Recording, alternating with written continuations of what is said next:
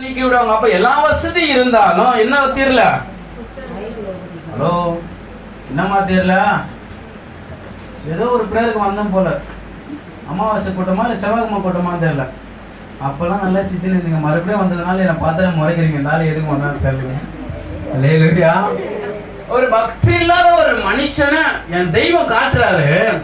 ஏன் சபையை என் தெய்வம் வைத்திருக்கிறார், ஏன் மெய்ப்பெற வைத்திருக்கிறார்னா, நாம் செய்ய வேண்டிய காரியத்தை அவர் மூலியமா தான் என் தெய்வம் விடுதலை வைத்திருக்கிறார்.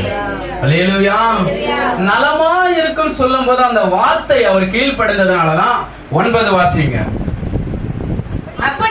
அப்படியே நாகமான் தன் குதிரைகளோடும் தன் ரதத்தோடும் வந்து எலிசாவின் வாசற்படியிலே நின்றார். அப்பொழுது எலிசா அவனிடத்தில் ஆள் அனுப்பி நீ போய் யோர்தானில் 7 தரம் ஞானஸ்நானம் பண்ணு.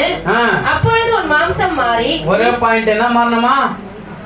மாமிசம் மாறி. இரண்டாவது, நீ சுத்தமாவா என்று சொல்ல சொன்னான். அப்ப அவர் செய்ய வேண்டிய காரியத்தை கத்துக் கொடுக்கிறாரு. அல்லேலூயா. வருகிற அவருக்கும் தெரியாது, பேசுகிற இவருக்கும் தெரியாது. இது இடையே இருக்கிற கத்தருக்கு மாத்திரம்